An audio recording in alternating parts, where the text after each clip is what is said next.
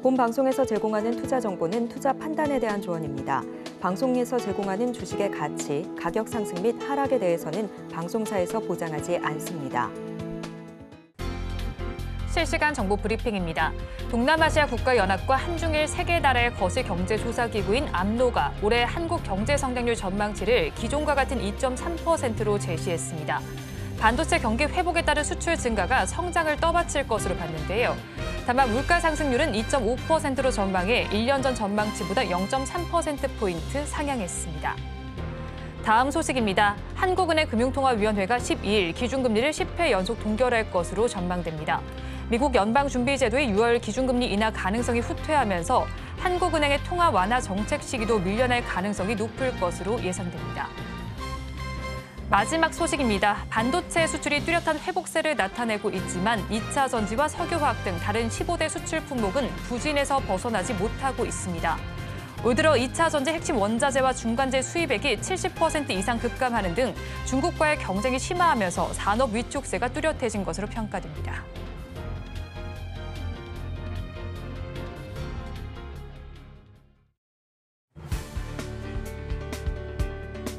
오늘장 내일장 일부 이 시각 시황으로 문 열겠습니다.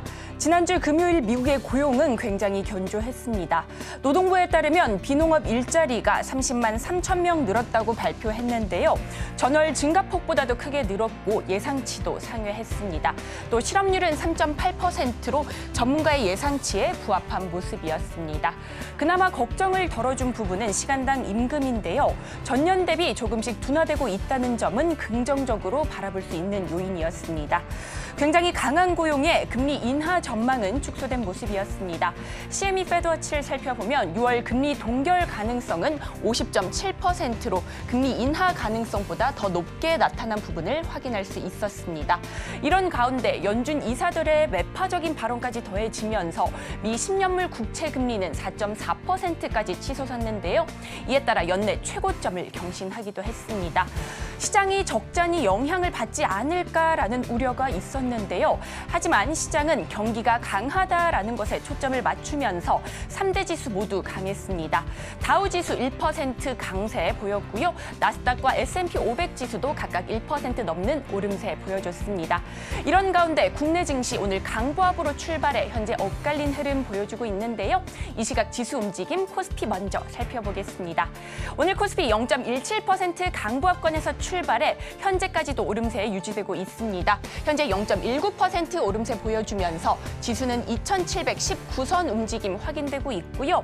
잠정 실적 발표에 엇갈린 주가 흐름 나타나고 있습니다. 지난주 금요일 어닝 쇼크를 발표한 LG 에너지 솔루션 오늘 장중 3% 넘는 하락세 보이다 점차 낙폭을 줄이려는 움직임 확인되고 있고요. 삼성전자는 오늘도 52주 신고가를 또다시 경신한 모습이었습니다. 또 저 PBR 업종도 다시 수급 들어오면서 오름세 확인되고 있습니다.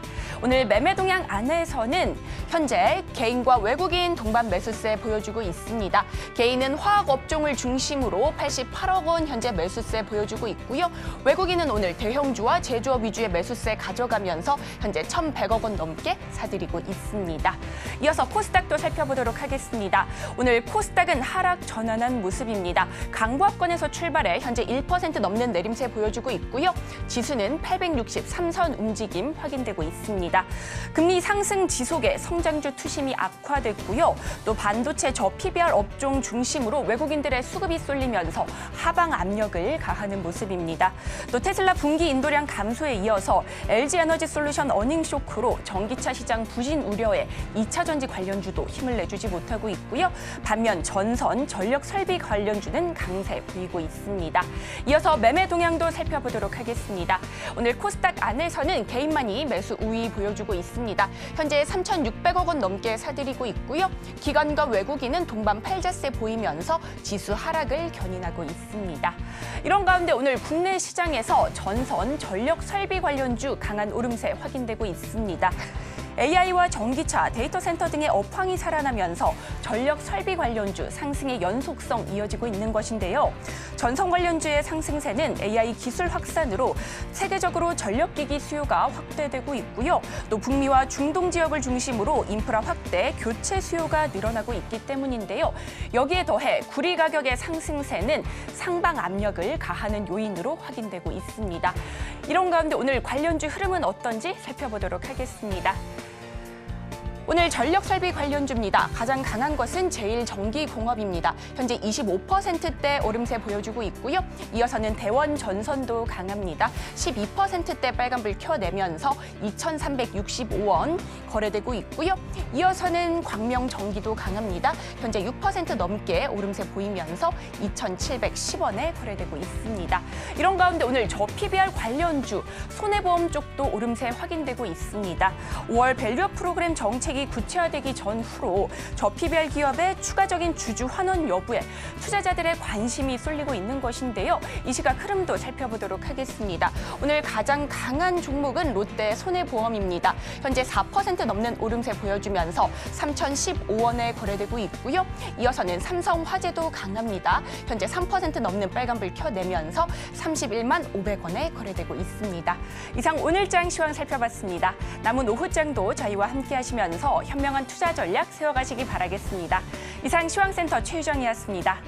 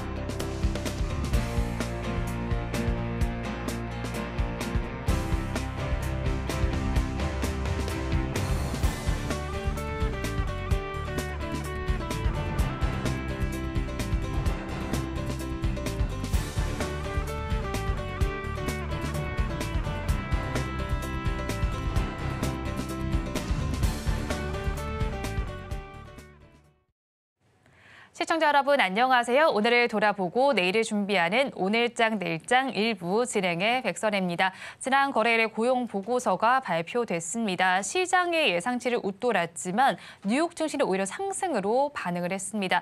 하지만 국채금리 수익률이 상승하고 달러화가 강세를 보이면서 우리 지수는 힘을 내지 못하는 장세가 펼쳐지고 있습니다. 양대 시장 장 초반엔 강보합권에서 출발했는데 약간씩 하방 압력을 받는 것으로 보이고요. 그 하방 압력은 코스닥 시장에서 조금 더 크게 나타나고 있는 것으로 보입니다.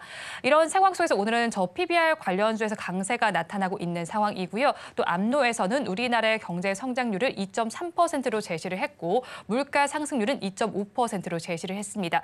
거기에 이번 주 CPI와 PPI 발표를 앞두고 있습니다. 경계감이 있는 시장이니까 저희 방송과 함께 어떻게 대응하면 좋을지 대응 전략 잘 세워보시기 바랍니다. 저희 방송은 유튜브를 통해서도 보실 수 있습니다. 유튜브 검색창에 서울경제TV라고 검색하시면 저희 방송과 함께 하실 수 있고요. 본방송이 시작되기 전에 오후 1시부터는 유튜브 라이브 브런치로 먼저 찾아뵙고 있습니다. 이 점도 많은 관심 부탁드리겠습니다. 4월 8일 월요일입니다. 오늘장 내일장 일부 본격적으로 출발합니다.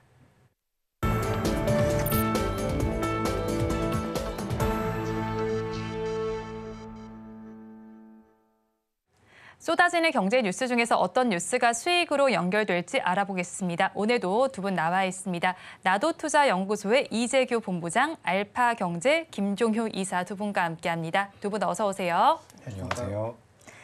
네, 오늘 우리 시장 양대 시장 혼조 양상이 지금 시간 기준으로 펼쳐지고 있습니다. 특히나 코스닥 시장의 낙폭이 조금 더 심화되고 있는 우리 시장인데요. 하락하는 종목 수도 더 많이 집계가 되고 있습니다. 이런 시장 상황 속에서는 또 어떤 뉴스가 굿뉴스로 작용할 수 있을까요? 네, 일단 저는 오늘 저 PBR 관련되어 있는 종목에 대해서 좀 준비를 해봤습니다. 지금 이제 우리나라 시장 같은 경우는 삼성전자를 필두로 해서 반도체가 그동안 시장 대비해서 좋은 모습을 보였는데 오늘은 전반적으로 반도체가 좀 조정을 받고 있죠. 그리고 뭐 장 초반에 조정을 받았었던 2차 전지 같은 경우는 반등을 주고 있고요. 그리고 지난주부터 계속해서 좀 약세를 보여왔었던 제약바이오 쪽에서는 대표할 수 있는 기업들, 셀트리온이라든지 삼성바이오로직스라든지 시가총액이 좀 큰 기업들 위주로 좀 반등이 나오고 있습니다.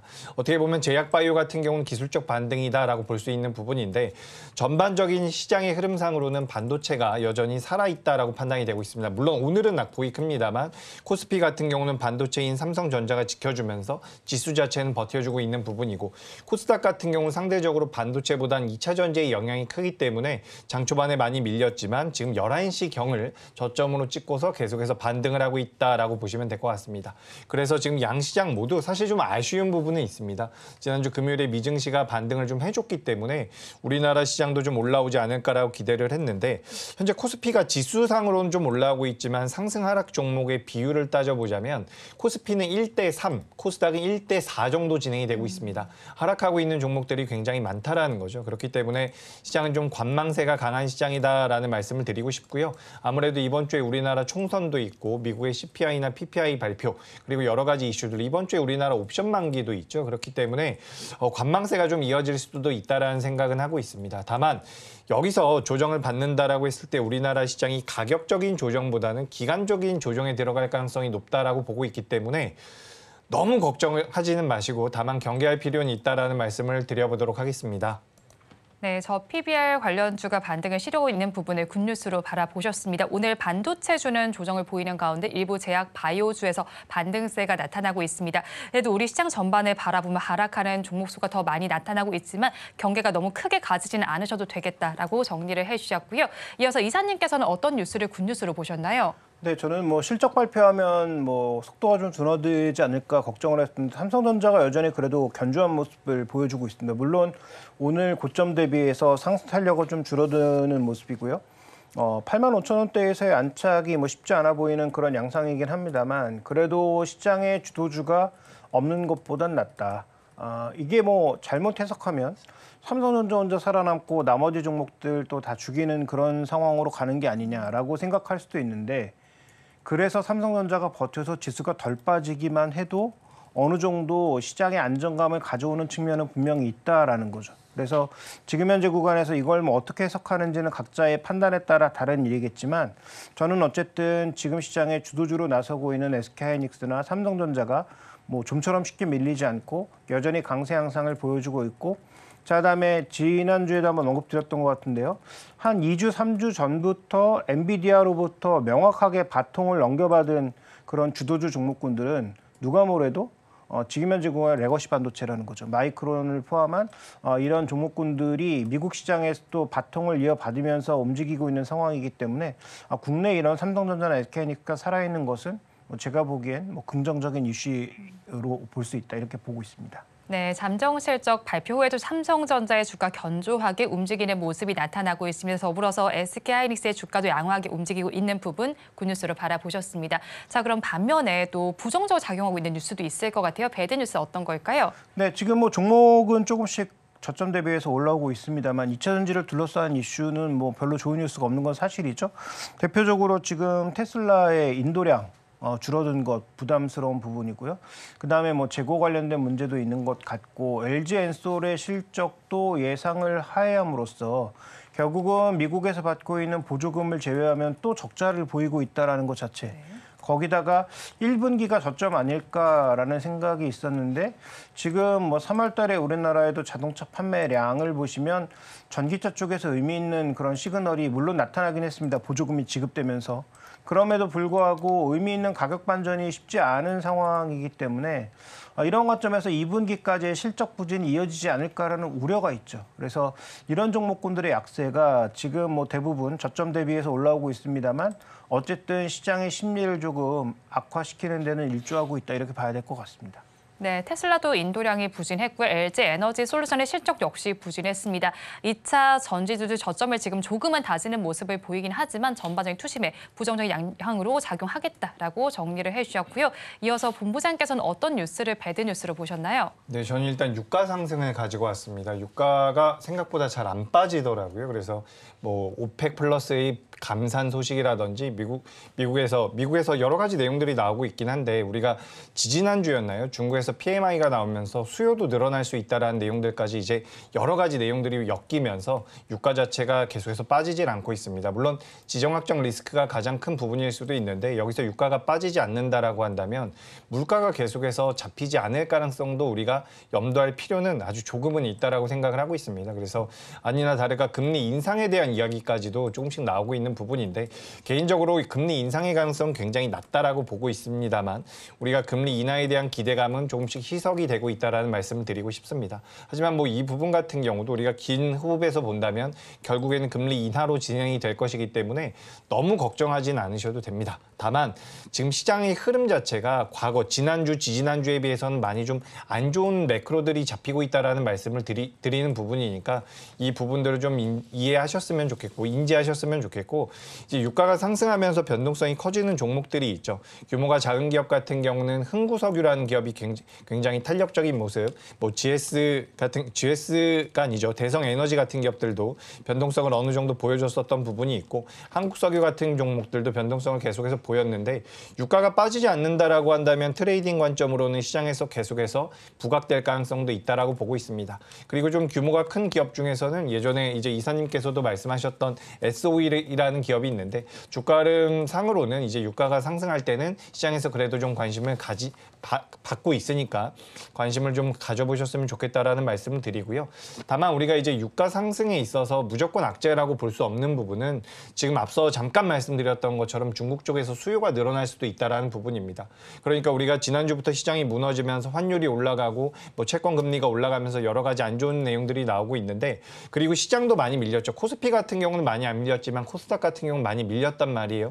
그러니까 시장이 왜 밀렸는지에 대한 명분을 찾다 보니까 앞서 말씀드린 환율, 미국의 채권 금리, 유가 전부 다 나왔는데 사실 이 내용들을 좀 들여다보면 긍정적인 부분도 사실 있기는 합니다. 미국의 경기가 튼튼하다라는 내용이라든지 중국의 수요가 좀 올라온다라는 부분들 이런 부분들을 우리가 노려봤을 때 생각해봤을 때 지금 시장은 분명히 우리가 경계를 해야 되는 상황이지만 그렇다라고 해서 무조건 나쁜 상황은 아니다.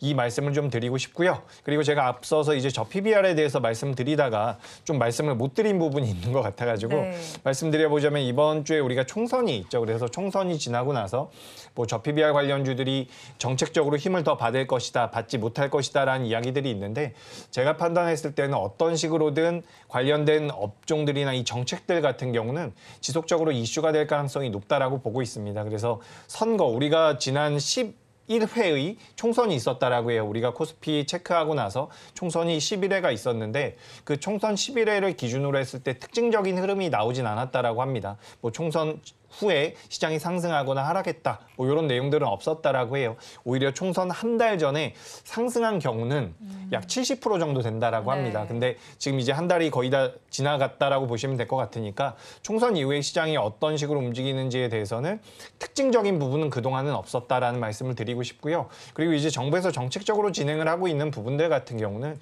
완전히 엎어버리긴 좀 어렵다라는 말씀을 드리고 싶습니다. 그래서 지난주 후반부터 이제 저 PBR 관련주들이 많이 많이 올랐다가 조정을 좀 받았어요. 근데 오늘도 보시면 오랜만에 이제 자동차도 굉장히 좋았죠. 물론 자동차는 업종 내에 대한 기대감도 좀 반영이 됐다라고 볼 수가 있는데 오늘은 그래도 전반적으로 이제 저 PBR 쪽으로 좀 자금이 들어왔습니다. 그래서 우리가 이런 걸 봤을 때 선거보다는 시장이 어쨌든 펀더멘탈을 찾아가는 과정이다. 저 PBR은 저평가이기 때문에 그런 거고요. 반도체는 시장 자체의 성장성을 계속해서 가져가고 있는 부분이다. 뭐 요 정도로 좀 보시면 좋을 것 같습니다. 그리고 유가에 관련되어 있는 부분을 제가 배드뉴스라고 준비를 해왔는데 그 배드뉴스가 시장에 매크로적인 부담을 주고 있는 건 맞지만 이면에는 그래도 우리가 찾아본다면 좀 긍정적인 내용도 있다라는 말씀 드리도록 하겠습니다. 국제 유가가 상승한다는 부분 배드 뉴스로 바라보셨습니다. 인플레 자격을 우려할 수 있다는 부분 때문에 매크로적인 변수로 작용할 수가 있는데요. 하지만 긍정적인 요소로도 바라볼 수 있다는 점 염두에 두시면 좋겠습니다. 그럼 이어서 오늘 장에서는 어떤 섹터가 움직이고 있는지 살펴보겠습니다. 1시 30분 기준 상승 섹터, 하락 섹터 하나씩 살펴보시죠. 상승하는 섹터를 먼저 살펴보겠습니다. 앞서서 본부장께서 짚어주셨던 저 PBR 관련 섹터에서 상승 흐름이 나타나고 있습니다. 오늘 조금 다시 고개를 들고 있다라고 볼 수가 있겠는데요. 손해보험 섹터에서 2.96%의 강세가 나타나고 있고요. 생명보험 섹터에서도 2.1%의 상승 흐름이 포착되고 있습니다. 이어서 오늘 반도체주 전반적으로 좀 쉬어가는 장세가 펼쳐지고 있는 가운데 유리기판 섹터에서는 계속해서 강세 흐름을 이어가고 있습니다. 시세의 연속성을 보여주고 있는 섹터인데요. 2.91%의 강세를 보이고 있는 가운데 그 안에서는 FNS테크가 오늘 장에서는 가장 큰 강세를 보여주고 있습니다. 다음으로 살펴볼 섹터 해운 섹터입니다. 이스라엘과 이란의 중동 국가 간의 군사적 긴장감에 따라서 관련해서 해운주가 좀 수혜를 받고 있는 것으로 보입니다. 2.3%의 강세가 나타나고 있고요. 마지막으로 전력 설비 섹터도 전해드리겠습니다. 2.95% 강세가 나타나고 있는데 인프라 확대와 교체 수요가 늘어나고요. 이제 거기에 AI가 확산이 되면서 전력기기 수요 역시도 계속해서 꾸준히 확산이 되고 있습니다. 이것의 수혜를 받으면서 전력설비 섹터에서도 1.95%의 상승 흐름이 나타나고 있습니다. 다음 장으로 넘어가서 하락하는 섹터 하나씩 살펴보겠습니다. 오늘 가장 크게 빠지는 섹터는 NI 네트워크 통합 섹터입니다. 3.99%의 약세 흐름이 나타나는 가운데 이 안에서는 인성정보가 가장 큰 약세를 보이고 있고요. 의료 AI 섹터도 3.27%의 하락률이 나타나는 가운데 역시나 인성정보가 가장 크게 빠지고 있습니다. 또 반도체 섹터에서도 쉬어가는 흐름이 나타나고 있습니다. 그 안에서 가장 크게 빠지는 섹터는 CXL 섹터입니다. 3.87%의 내림세가 나타나고 있고요. 3D 랜드 섹터에서도 3.03%의 내림세가 나타나고 있습니다. 그리고 폐배터리 섹터도 오늘 힘을 내지 못하고 있습니다. 3.33%의 내림세가 나타나고 있는 가운데 DA 테크놀로지가 가장 크게 약세 흐름을 보여주고 있습니다. 등락을 보이는 섹터 저와 함께 살펴보셨는데요. 이 섹터들 안에서 이사님께서는 어떤 섹터의 흐름을 조금 더 특징적으로 바라보셨을까요? 네, 일단 뭐 전력설비 쪽은 계속 볼 수밖에 없는 상황인데요. 지금 뭐 움직이지 않았던 종목군까지 찾아서 뭐 후발 종목이다라는 얘기가 나올 정도로 강한 모습이죠. 오늘 뭐 전선주들 강한 거는 뭐 다 아실 거고요. 대원전선, 가온전선, 뭐 세명전기, 광명전기 가릴 것 없이 오르고 있고. 그다음에 LX 일렉트릭이나 HD현대 일렉트릭처럼 상대적으로 시총이 높은 종목도 시장 대비 굉장히 강한 모습이고요. 오늘 뭐 제일전기 공업처럼 별로 거래 없던 종목까지도 거래가 폭발하면서 급등하고 있는 양상. 그다음에 시장에서의 인식은 숨겨진 어떤 수혜주라는 그런 기대감. 그런데 우리가 자꾸 이렇게 오르는 종목에 뭔가 찬물 뿌리는 것 같은 느낌이 들기는 하지만 명확하게 한번 고려해 보셔야 될 것은 그러면서 계속 얘기 나오는 게 원전이죠. 왜냐하면 지금 전력 효율상 원전만큼 효율 좋은 전력을 공급하는 게 없고 전력 수요는 앞으로 폭발한다고 하니까 당장 만들어낼 수도 없는 SMR에 대한 기대감도 올라가고 있고 그다음에 또 하나 이제 원전이 만들어질 것이라는 기대감이 올라가고 있는데요. 문제는 우리가 전력이 필요한 건 당장 내후년 정도인데 원전이 만들기 시작하면 언제 만들어지느냐를 생각하지 않고 뭔가 베팅하고 있는 것 같죠. 네. 그러니까 원전 관련주들의 움직임은 전혀 없는데 원전이 만들어지면서 전선과 송배전주가 늘어날 거라고 하는 다소 기이한 그런 현상을 보여주고 있다 이렇게 볼 수가 있겠고요. 그래서 지금 올라가고 있는 상승 자체가 충분히 납득할 만한 상승이기는 하나 우리가 생각하는 속도만큼 과연 전력량이 증가할 수 있을까에 대해서는 조금 더 냉철하게 바라봐야 된다. 그래서 오해하시면 안 됩니다. 지금 올라가고 있는 게 뭐 거짓으로 올라가는 거고 테마성으로 올라가는 게 아니라 산업의 구조적 변화를 반영을 조정하는 것은 분명히 맞고 그다음에 LX 일렉트릭이나 실제로 미국 쪽의 비중이 대거 올라가고 있는 뭐 일부 종목군들의 상승은 충분히 가능하다라고 보는데 문제는 과연 지금 원자력처럼 한번 만드는데 몇 년이 드는 그런 전력 공급원 자체가 과연 우리가 늘어나는 전력 속도와 비슷하게 증가할 수 있을지에 대해서 고민이 필요하다라는 거죠. 그래서 이들 종목에 대한 투자는 여전히 유효하되 방금 말씀드렸던 포인트를 잘 살펴보시면서 언제쯤 비중을 조절해야 될지를 한번 고민해 보시는 것도 저는 중요한 변수가 될 것 같습니다. 네, 전력사비 최근 들어서 계속해서 이슈가 나오고 있고요. 계속해서 바라볼 섹터라고 정리를 해주셨고요. 오늘 장에서는 제일전기공업 같은 오르지 않았던 종목군에서도 좀 상승세가 나타나고 있습니다. 납득할 만한 상승이긴 하지만 우리가 생각하는 만큼 전력 수요가 발생할지는 한번 체크를 해보시면 좋겠다는 의견까지 전해주셨습니다. 자, 그러면 본부장님께서는 오늘 어떤 섹터의 흐름을 조금 특징적으로 바라보셨나요? 일단 뭐 전력기기 관련주들이 굉장히 좋은 모습을 보이네요. 우리가 원래는 변압기부터 시작을 했던 것 같은데 이제 전선주도 많이 움직임이 나왔고 오늘 또 변압기가 한 번 더 올라오네요. 그래서 이런 것들 특징적이다라는 말씀 드리고 싶고 오늘 최근 들어서 이제 IT 쪽에 가장 뜨겁게 움직이는 것은 아무래도 유리기판이 아닐까라고 생각이 됩니다. 우리가 이제 유튜브 방송에서도 이야기를 했었는데 유리기판 쪽에 대한 관심도가 굉장히 높죠. 근데 이 부분 같은 경우는 우리가 이제 트레이딩 관점으로 접근을 하는 것은 맞습니다. 그렇지만 지금 시장에 어쨌든 주도하고 있는 업종과 섹터가 이쪽이라고 한다면 다른 일시적으로 시장에서 부각이 됐다가 꺼지는 그런 테마보다는 좀 더 연속성이 나올 수는 있다라고 보고 있습니다. 다만 단기적으로는 지금 단기 고점은 나오지 않았을까라고 생각을 하고 있기 때문에 유리기판 쪽에 대한 관심이 있다라고 한다면 저는 다른 기업들보다는 오히려 삼성전기를 보시는 게 어떨까라고 말씀을 드리고 싶고요.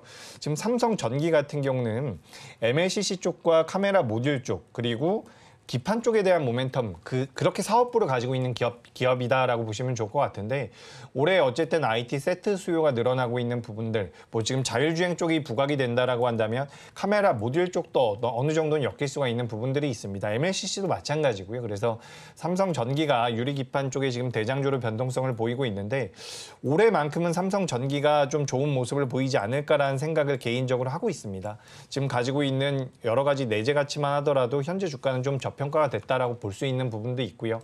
그래서 예전에는 삼성전기가 삼성전자만 따라다닌다라는 이야기가 있었죠. 물론 최근에도 약간 그런 모습이 나오고 있긴 하지만 삼성전자가 치고 올라가기 전에도 삼성전기는 상대적으로 좀 견고한 모습들이 나왔었습니다. 그렇기 때문에 전 유리기판 쪽에 대한 이야기를 드렸지만 지금 우리가 이 IT 부품 쪽에 대한 관심도 분명히 필요하다라는 말씀을 드리고 싶어요.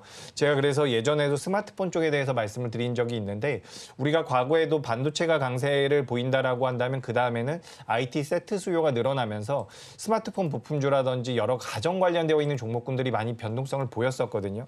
물론 지금 LG전자 같은 경우는 굉장히 약한 주가 흐름이 이어지고 있지만 LG전자 같은 경우도 낙폭이 정말 과한 상태이기 때문에 여기서 LG전자 실적도 그렇게까지 나쁘진 않았습니다. 그래서 삼성전기라든지 LG전자 같은 기업들을 필두로 해서 이 IT 부품주들을 좀 보시는 게 어떨까라는 말씀을 좀 드리고 싶습니다.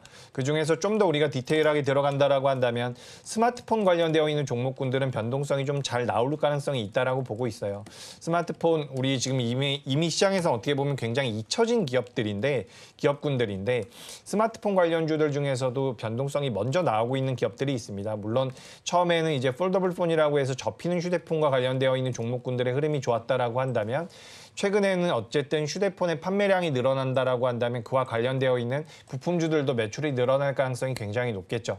그래서 우리가 스마트폰 쪽 지금 관심이 떨어지는 부분이긴 하지만 과거에 스마트폰 부품을 했었던 기업들이 지금은 전장 쪽으로도 많이 사업 영역을 다각화하고 있습니다. 그래서 반도체 쪽으로 우리가 지금 포커스를 맞추고 있고 저도 여전히 좋다라고 보지만 반도체 다음에 어디가 좀 관련돼서 움직일까라고 한다면 뭐 PCB라든지 이쪽도 마찬가지라고 저는 생각을 하고 있습니다. 뭐 심텍이라든지 해성 DS라든지 TLB 같은 기업들도 마찬가지고요. 그래서 우리가 반도체 먼저 움직이고 나서는 IT 부품 쪽도 좀 봐야 된다라는 관점에서 오늘 관련돼서 우리가 그동안 시장에서 좀 덜 부각받았지만 IT 부품주들도 좀 보시는 게 어떨까 이렇게 의견 드려보도록 하겠습니다. 네, 오늘 장에서 상승하는 섹터를 전반적으로 짚어주셨습니다. 변압기와 또 전선, 변압기의 흐름이 지금 포착이 되고 있는 상황이고요. 유리 기판주의 경우에는 단기적인 고점일 가능성이 있습니다. 이 안에서는 삼성전기를 바라보자라고 말씀해 주셨는데요. MLCC와 카메라 모듈 그리고 기판의 모멘텀을 가지고 있습니다. 또 반도체가 지금 일단은 주도적으로 움직이고 있는 가운데 IT 부품 쪽도 함께 바라보자라고 정리를 해주셨고요. 오늘 전력설비 내에서는 지금 바라보니까 제일 전기공업이라는 종목이 앞서서 제가 브리핑해드릴 때처럼 가장 많은 상승률을 보여주고 있거든요. 24.9%, 25%대까지도 오르고 있는데요. 본부장님, 이 종목에 대해서 개별적인 이슈도 또 있는 걸까요? 네, 지금 송배전과 관련되어 있는 종목이라고 우리 이사님께서 말씀을 네. 해주셨는데 제가 지금 좀 찾아보니까 어떤 내용이 좀 나왔냐면 제일전기공업이 국내 최초 전기차 과금형 콘센트 충전기를 상용화한 스타코프라는 회사와 MOU를 체결했다. 이런 내용들이 나오고 있습니다. 그냥 뉴스가 빠르게 나오고 있는 것 같아요. 그래서 전기차 충전과 관련되어 있는 부분, 그러니까 과금형 콘센트 이쪽과 관련되어 있는 부분인 것 같은데 우리가 큰 맥락에서 봤을 때 송배전으로 보는 게 좀 더 맞지 않을까라고 생각이 됩니다. 그러니까 시가총액이 적은 기업이다 보니까 시장에서 송배전 쪽으로 이제 변동성이 좀 나올 만한 기업인데 나오지 않고 있었던 상황이죠. 관심도가 좀 떨어져서. 근데 방금 전에 말씀드린 것처럼 이 과금형 콘센트 충전기 쪽이 갑자기 이제 모멘텀으로 붙으면서 살짝은 테마성을 가지고 오늘 움직였다라고 생각을 하고 있습니다.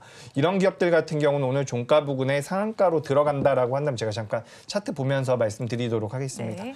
이런 기업 같은 경우는 장 후반부에 상한가로 들어가지 못할 경우에는 좀 대응을 하실 필요가 있다라는 말씀을 드리고 싶어요. 그러니까 오늘 상한가로 들어간다라고 한다면 내일 시초가에 좀 정리를 하시는 게 낫고요. 만약에 상한가에 들어가지 않는다라고 한다면 어느 정도 눌림을 좀 기다려 보시는 게 어떨까. 지금 오늘 주가가 많이 올라왔는데 시가총액이 지난주 금요일 기준으로 해서 1,100억대 기업입니다. 그러니까 규모가 크지 않은 기업이라는 말씀 드리면서 지금 시장에 어쨌든 전력기기에 관련되어 있는 관심도가 굉장히 높다. 이 말씀 한번 드리겠습니다. 네, 시장 전반의 전력기기에 대한 관심이 높은 만큼 개별적인 종목도 오르고 있다라고 정리를 해주셨고요. 오늘 앞서서 전해주신 것처럼 제약 바이오 섹터에서도 종목별로 조금 오르는 종목이 관찰이 되고 있습니다. 그 안에서 셀트리온의 강세가 좀 눈에 띄고 있습니다. 셀트리온 오늘 큰 폭으로 오름세가 나타나고 있거든요. 지금 6.37%, 4.2%대까지도 오르는 모습이 나타나고 있고요. 셀트리온 제약의 경우 4%대 강세 흐름이 나타나고 있습니다. 진펜트라 자가 면역 치료제입니다. 이게 지금 미국 3대 PBM 중 한 곳에서 처방집에 등재됐다는 소식이 들어오고 있습니다. 이 소식으로 인해서 주가가 반응하고 있는 것으로 보이는데 이사님께서는 오늘의 상승 어떻게 판단하실까요? 근데 이제 셀트리온 같은 경우에는 이런 이슈들이 아마 계속 대기하고 있을 거예요. 그러니까 셀트리온이 초반에 강세를 보였던 2016년, 17년도에 강세를 보였던 가장 중요한 핵심 포인트는 그 어떤 제약사들보다도 먼저 특허 만료가 돼가고 있는 그 바이오시밀러들을 가장 먼저 개발해서 유럽이나 미국 시장으로 밀어넣은 것이 가장 중요한 모멘텀이었죠. 그래서 램시마는 엄청난 성공을 거뒀고 램시마 SC도 성공을 거뒀고 그 외에 허주마라든지 여러 품목들에서 계속 좋은 모습을 보이다가 이제 재작년부터 그러니까 코로나 이후부터는 대형 제약사들이 바이오시밀러 쪽에 적극적으로 진출하기 시작하면서 이 회사가 누렸던 강점이 서서히 사라지기 시작한 거죠. 그러니까 아일리아를 포함한 다양한 품목들에 대해서 추가적인 허가 사항이 나올 때마다 주가는 올라갈 수 있습니다. 근데 중요한 것은 이 회사의 지금 주가를 보시면 그렇게 올랐는가? 그렇지 않다라는 거죠. 연초에 20만 원이 넘었던 주가가 그때 한창 그 합병 관련된 기대감이 높았을 때 기록했던 주가에서 레벨 다운해서 지금 18만 원대에서 계속 묶여 있는 거죠. 그러니까 뉴스가 나올 때 굉장히 뭔가 화려하게 움직이고 있는 것 같지만 주가는 살펴보면 결국 제자리. 그러니까 18만 원권에서 단 한 번도 벗어난 적이 없습니다. 주가를 차트를 쭉 한번 늘려보시면 연초의 강세에서 쭉 밀려 내려와서 1월 중반부터 지금까지 18만 원대 주가를 벗어난 적이 없다. 그래서 이 회사가 앞으로 뭔가 긍정적 흐름을 보여주기 위해서는 남아있는 셀트리온 제약과의 합병을 잘 끌어낸다든지 아니면 추가적인 어떤 모멘텀을 통해서 해외 시장으로의 이 바이오시밀러의 확산이 좀 더 강하게 나타나는 좀 더 궁극적으로 레벨을 끌어올리려면 신약과 관련된 뉴스가 나와야 되겠죠. 근데 신약은 우리가 예상할 수 없는 부분이니까 그 부분을 제외하고 나머지 측면에서 본다면 여전히 제한된 범위 내에서의 등락에 불과하다라고 봐야 될 것 같고요. 이 종목도 과거에는 제약바이오를 끌고 가는 일종의 플래그십 종목이었다면 지금은 그렇지 않습니다. 그래서 셀트리온에 대해서는 섣부르게 뭐 투자하시기보다는 좀 더 긴 안목을 가지고 어쨌든 바이오 시밀러 쪽에서는 가장 앞단에 있는 종목이니까 그런 품목들이 조금 더 넓어지면서 매출이 늘어날 수 있는지 아니면 현재 비교적 오른 주가를 설명할 수 있을 만한 추가적인 M&A 모멘텀이나 신약 모멘텀이 생기는지를 보시면서 투자하시는 게 좋을 것 같고요. 오늘 오히려 제약바이오 쪽에서 좀 더 눈에 띄는 종목은 아무래도 HLB라고 네. 봐야 되겠죠. 리보세라닙이라고 하는 또 뻔한 얘기가 나오면서 관련된 종목군들 중에서 이제 HLB보다는 HLB 테라피틱스 네. 같은 종목군들이 더 탄력적으로 움직이고 있는 그런 양상인데요. 다시 한번 말씀드리지만 이렇게 모멘텀이 눈앞에 다가온 상황, 오늘도 나온 뉴스는 한마디로 리보세라니까 병영 투여했더니 효과가 있더라라는 거고요. 네. 임상의 숫자는 18명에 불과하고요. 그럼 이게 과연 그 허가와 관련된 그런 모멘텀인가를 살펴봤을 때 그렇지 않을 수 있다는 거죠. 그래서 지금 제약바이오는 4월 달 들어서 대부분의 이런 모멘텀들이 다 노출되는 그런 구간이니까 바이 구간이 아니고 세론 구간에 가까워지고 있다는 점을 눈여겨보실 필요가 있겠다. 그래서 이미 지난주, 지지난주에 삼천당 제약이나 뭐 또 대형주의 그 부정적 이슈에 따른 변동성이 이미 나타나기 시작했는데 그 이슈가 아마 4월 달에도 실적 발표하면서 더 커질 가능성이 있다. 최근에 급등했던 종목 중에서 실적이 병행해서 올라오는 종목은 별로 없거든요. 네. 그래서 그런 측면에서 봤을 때 이들 종목에 대해서는 이제 세론 관점에서 대응하는 것이 맞다라고 판단하고 있습니다. 네, 셀트리온 먼저 짚어주셨는데 18만 원권에서 주가가 좀 벗어나지 않고 박스권을 그리고 있습니다. 더욱더 긍정적인 주가 모멘텀을 보이기 위해서는 M&A라든지 신약 관련된 모멘텀이 새로 나와야겠다고 정리해 주셨고요. 오늘 조금 더 주목을 받는 건 HLB 그룹주입니다. HLB도 그렇고요. HLB 테라퓨틱스에서 조금 더 큰 강세가 나타나고 있는 만큼 이 점을 짚어주셨는데 오히려 지금은 세론 구간이다라고 정리를 해주셨습니다. 제약 바이오주 세론 구간이다라는 분석에 대해서 본부장님도 동의하시는지 궁금합니다. 사실 HLB의 경우에는 지금 아마케에서 리보세라닙과 캄넬리 주마비에 대한 병용요법에 대해서 임상 이상 결과를 공개를 한 바가 있고 HLB 테라퓨틱스에서도 좀 개별적인 이슈가 나와 있습니다. 이 부분에 따라서 사실 조금 더 주가가 탄력적으로 움직일 가능성은 없을까요? 네, 일단 제약바이오 같은 경우는 한번 지난주가 굉장히 고비였다라고 생각을 네. 하고 있습니다. 오늘 뭐 몇몇 종목들이 반등을 하죠. 우리가 오늘 전반적으로 시장을 봤을 때 하락하는 종목들이 많습니다. 근데 그 와중에 제약바이오 같은 경우는 상대적으로는 좀 견고한 모습이 나오고 있어요. 다만 모든 종목들이나 다수 종목들이 그런다는 게 아니라 방금 전에 우리가 짚어봤었던 셀트리온이라든지 그리고 HLB 그룹주, 그러니까 몇몇 기업들이 상대적으로 좀 강하게, 그러니까 개별적인 모멘텀을 가지고 움직이고 있다라고 보시면 좋을 것 같습니다. 그러니까 지금 제약바이오 쪽 같은 경우는 가장 큰 리스크가 뭐냐면 금리 인하 시기가 계속해서 늦춰지고 있다는 부분이죠. 사실 우리가 이게 뭐 그렇게까지 영향을 미치겠어라고 생각을 할 수가 있겠지만 금리 인하가 된다면 어떻게 보면 가장 큰 수혜를 받을 수 있는 게 금리 인하를 한다는 것은 한 번만 금리 인하를 하고 끝나는 것이 아닙니다. 몇 차례 금리 인하를 할 것이기 때문에 금리 인하가 시작이 되면 제약바이오 기업들이 구조적으로 좀 수혜를 받을 수가 있다는 기대감이 굉장히 많았죠. 근데 그런 상황에서 지금 그 금리 인하가 늦춰진다라는 부분들 때문에 시장에서는 살짝 부정적으로 보고 있는 부분들이 있는 것 같습니다. 다만 제가 생각했을 때는 굉장히 뻔한 말이긴 하지만 독자적인 모멘텀을 가지고 있는 기업들 같은 경우는 변동성이 계속해서 나올 가능성이 높다라고 보고 있습니다. 물론 지난주까지 강세를 보였고 우리가 이제 요즘에 3대장이라고 이야기를 많이 하던데 HLB 그룹주와 알테오젠과 삼천당 제약 각각의 뭐 개별적인 이슈들로 인해서 변동성이 굉장히 커진 상황인데 요 기업들 같은 경우는 우리가 메리트도 분명히 있지만 매매를 한다라고 한다면 트레이딩 관점으로 손절가를 반드시 잡고 접근을 해야 된다라는 말씀을 드리고요. 이 종목이 아니라 우리가 그래도 매출이 나오고 있는 삼성바이오로직스라든지 셀트리온 같은 기업들 같은 경우는 그래도 저는 모멘텀이 살아있지 않나라고 생각을 하고 있습니다. 그 이유는 뭐냐면 지금 앞서 말씀드렸었던 세 기업은 굉장히 주가가 탄력적으로 많이 올라왔습니다. 네. 하지만 그 기업들 외에 다른 제약바이오들 같은 경우는 올라오다가 지금 급격히 꺾이는 모습이 나왔거든요. 네. 그래서 이 급격히 꺾이는 과정에서 어떻게 보면 매집이 더 됐을 가능성도 있기 때문에 제가 생각했을 때는 금리 인하에 대한 기대감이 다시 한번 시장에서 불거지는, 그러니까 저는 2024년도에는 금리 인하가 진행될 가능성이 높다라고 보고 있기 때문에 우리가 긴 호흡에서 봤을 때는 그래도 제약바이오 중에서 매출이 나오고 뭐 파이프라인을 가지고 있는 기업들 같은 경우는 그래도 좀 우리가 볼만하지 않을까라고 말씀을 드리고 싶습니다. 그래서 종목들을 몇 개 말씀드려보자면 일단 GI 이노베이션이라는 기업이 있어요. 오늘 주가 흐름이 좋지는 못한데 뭐 주가의 흐름 자체가 깨졌다라고 보기에는 어려움이 있다라고 저는 생각을 하고 있습니다. 뭐 삼성 바이오로직스 같은 경우도 마찬가지고요. 오늘도 양봉을 좀 만들면서 올라오고 있는데 이런 기업들 같은 경우는 그래도 상대적으로 좀 안정적인 모멘텀을 가지고 있는 기업이다라고 생각이 되니까 관심을 좀 가져보시면 될 것 같고요.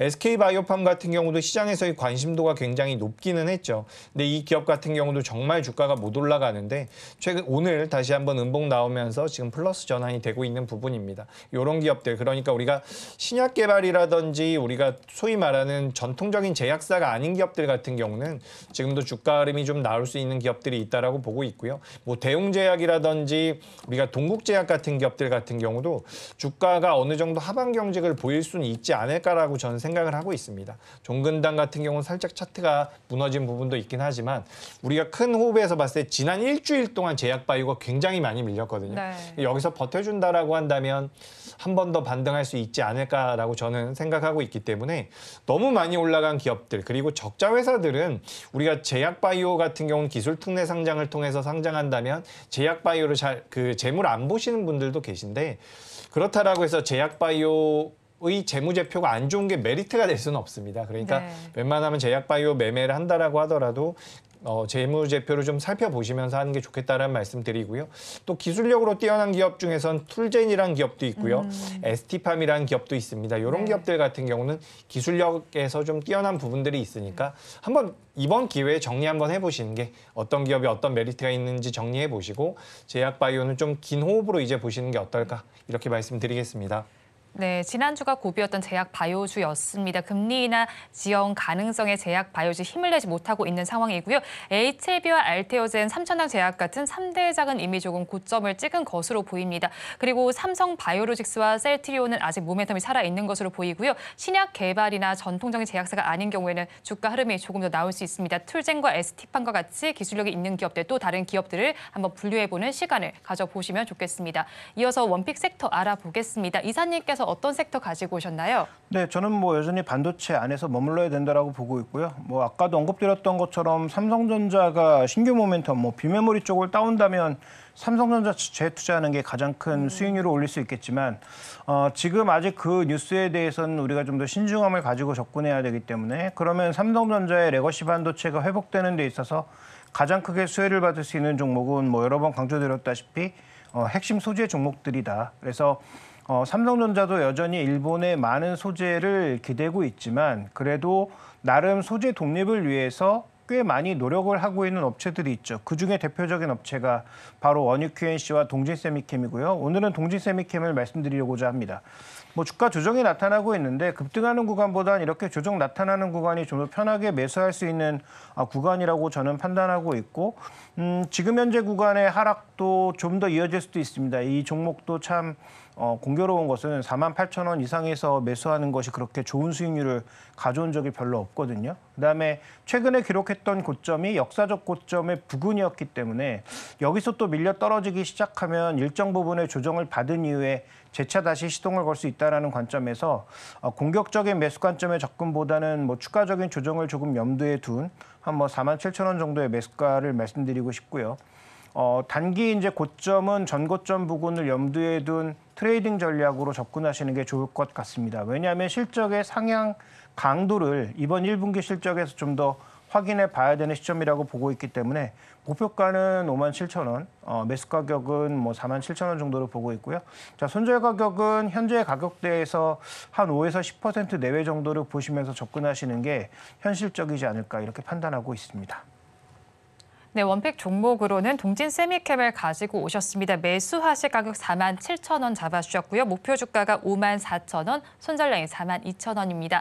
이어서 본부장님의 원픽 섹터를 알아보기 전에 TLB를 먼저 리뷰를 해봐야겠습니다. 벌써 목표가에 좀 도달을 하셨네요. 16.73%의 상승률이 나타나고 있는데 지금 지점에서는 어떻게 대응하면 좋을까요? 네, 일단 TLB 차트 보면서 잠깐 말씀드려보겠습니다. TLB 지금 3월 18일 날 제가 우리 방송에서 말씀을 드린 종목인데 제가 목표가를 3만 원으로 잡아드렸어요. 3만 원으로 잡아드렸기 때문에 주가가 가파르게 올라가면서 3만 2천 원대까지 올라갔기 때문에 목표가는 좀 단기적으로 달성이 됐죠.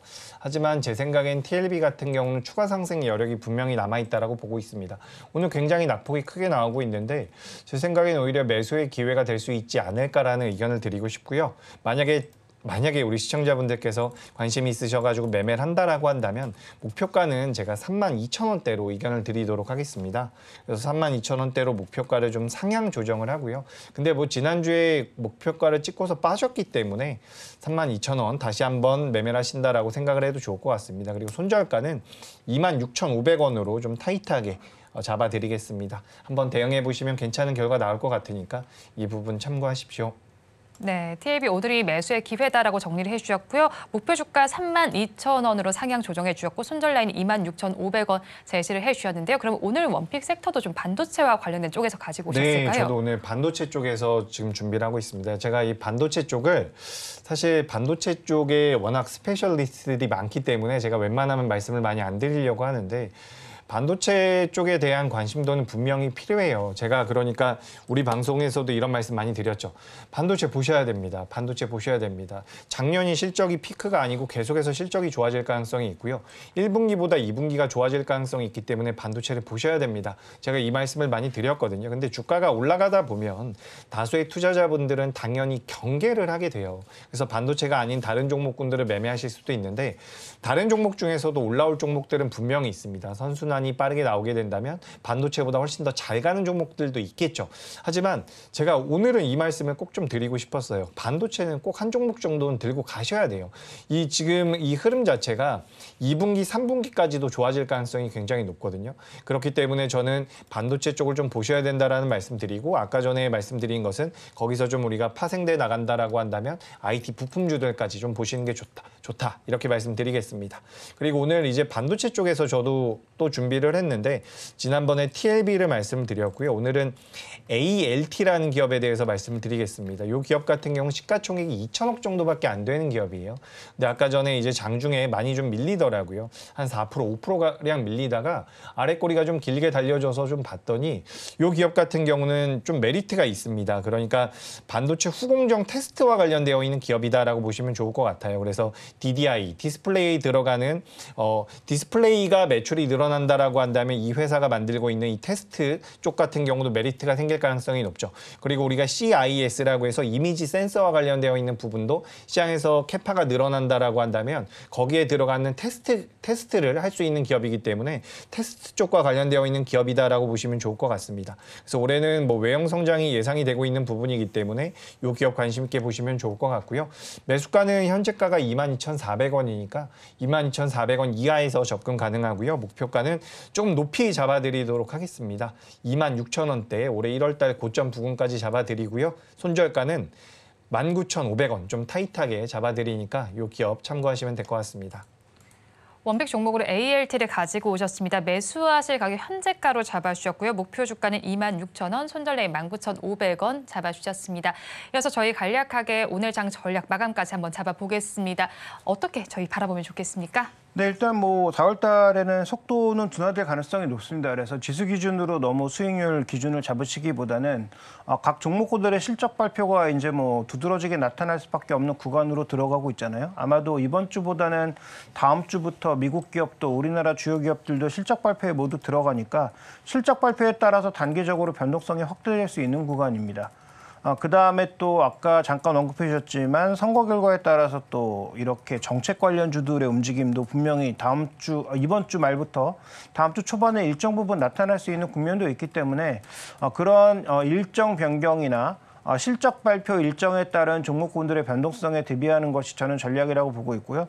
지수 기준에서 뭐 2,800 간다, 이건 뭐 제가 보기에 쉽지 않은 일이다라고 판단하고 있고, 그렇다고 또 이번 달에 뭐 급락한다, 이것도 그렇게 쉽지 않은 일이다. 그래서 전체적으로 종목별 대응, 또 실적 발표에 따른 대응을 해보실 필요가 있을 것 같고요. 거기에 가장 눈에 띄는 종목들은 누가 뭐래도 자동차입니다. 오늘 자동차 두 종목이 강세를 보이고 있는 것은 큰 틀에서 보면 이 저PBR 관련주들, 주주환원 관련주들의 반등에도 기인하고 있는 것으로 보이지만 1분기 실적이 좋다는 얘기가 나오고 있는데 이거 좀 확인이 필요한 게 네. 3월 달 들어서 2월 달 들어서 우리나라 내에서 자동차 판매가 눈에 띄게 줄어들었거든요. 그다음에 지금 해외 쪽에서도 미국 쪽에서도 판매는 줄지 않았는데 프로모션비가 대거 상승했거든요. 이게 과연 좋은 실적으로 연결될 수 있을지는 검증이 필요하다라는 거죠. 그래서 만약에 이런 여러 가지 위험 요소에도 불구하고 현대차, 기아차가 양호한 그런 마진율을 유지하고 있다면 여전히 뭐 매수하거나 혹은 보유가 가능하겠지만 만약에 의미 있게 뭔가 변화가 나타나기 시작한다면 이들 종목에 대한 메리트도 떨어지는 것이기 때문에 그 부분은 반드시 조금 검증이 필요하지 않나 이렇게 보고 있습니다. 네, 실적 발표에 따라서 변동성이 확대되는 구간입니다. 자동차주들 한번 주시해보면 좋겠다는 의견 제시를 해주셨고요. 이어서 본부장님께서는 마감 전략 어떻게 짜면 좋다고 생각하세요? 일단 뭐 코스피는 계속해서 말씀드리는 것처럼 생각보다 많이 안 밀렸습니다. 그래서 코스피를 매매하시는 분들 같은 경우는 그래도 좀 상대적으로 편하지 않을까라는 말씀을 드리고 싶고요. 이제 우리가 어려움을 겪고 있는 것은 코스닥이죠. 코스닥이 지난주 화요일부터 굉장히 가파르게 내려왔는데 일단은 밀릴 만큼 밀렸다. 단기적으로 밀릴 만큼 밀렸다라고 생각을 하고 있습니다. 이번에 주요 지표들이 많이 나오기 때문에 변동성이 좀 나올 수는 있겠지만 여기서 너무 급하게 매도할 상황은 또 아니라고 보고 있기 때문에 저는 뭐 비중 확대에 대해서는 우리가 좀 속도 조절이나 고민해 볼 필요가 있지만 너무 급하게 매도할 상황은 또 아니라는 말씀을 드리고 싶습니다. 다만 최근 시장이 굉장히 투기적인 부분들이 많아요. 시장에서 부각이 되는 종목들의 자금이 일시적으로 몰리면서 엄청나게 올라가는데 그 종목들만 보면은 내가 너무 못하고 있다라는 생각이 들 수가 있습니다. 저 종목은 올라가는데 내 종목은 왜 안 올라가지? 라고 생각이 돼서 계속해서 그렇게 빠른 종목들로 넘어가다 보면 추후에는 그런 종목 말고 다른 종목들은 매매하시기가 굉장히 어려워질 수가 있습니다. 재미가 없다라는 거죠. 그렇기 때문에 이게 처음에 습관을 잘 들여놓는 게 좋은데 비중을 너무 과하게 강한 종목들, 빠르게 움직이는 종목군들로 넘어가면 리스크가 있을 수 있다라는 말씀을 꼭 좀 드리고 싶고요. 만약에 이제 개인적으로 매매하고 계신 종목이 있다라고 한다면 그 종목을 매수했을 때 그 매수했었던 명분이 있을 겁니다. 그 명분에 대해서 한번 생각을 해보시고 그 명분이 여전히 유효하다라고 한다면 일단 오늘은 코스닥 기준으로는 낙폭이 좀 과하다라고 생각을 해요. 단기적으로. 지금 60일 이동평균선 부근까지 밀려 내려왔는데 이번 주 후반까지는 우리나라 시장이 좀 재미없어서 개별 종목군들이 좀 낙폭이 나온다라고 하더라도 내가 매수했을 때 가지고 있었던 모멘텀이 있고 재무가 너무 안 좋지 않다라고 한다면 전 그래도 한 일주일 정도는 버텨볼 만한 구간이 아닐까 이렇게 의견을 드리겠습니다. 네, 두 분 말씀 여기까지 듣겠습니다. 지금까지 나도투자연구소의 이재규 본부장, 알파경제 김종효 이사와 함께했습니다. 오늘 두 분 말씀 고맙습니다. 두 분께서 짚어주신 원픽 종목 다시 한번 화면으로 확인해 보시죠. 이어서 오늘장 내일장 1부의 핵심입니다. 총선과 미국 경제지표 발표 후에 기간 조정 가능성이 있습니다. 이 점 염두에 두시면 좋겠고요. 총선 후에는 저 PBR 관련주가 지속적으로 부각될 것으로 보입니다. 이 마지막으로 제약 바이오주 내에서는 독자적인 모멘텀을 보유하고 있는 종목에 대해서 옥석 가리기를 해보시기 바랍니다. 본 방송에서 제공하는 정보는 투자 판단에 대한 조언일 뿐 해당 주식의 가치와 수익률을 보장하지는 않습니다. 아울러 서울경제TV와 서울경제신문은 당사의 브랜드입니다. 최근 당사를 사칭하는 피해 사례가 늘어나는 만큼 각별히 주의해 주시기 바랍니다. 오늘장 내일장 1부에서 준비한 순서는 여기까지입니다. 저희는 잠시 후 2부로 돌아오겠습니다.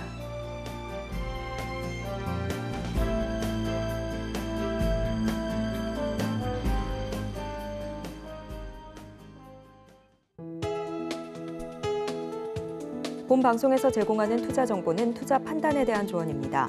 방송에서 제공하는 주식의 가치, 가격 상승 및 하락에 대해서는 방송사에서 보장하지 않습니다.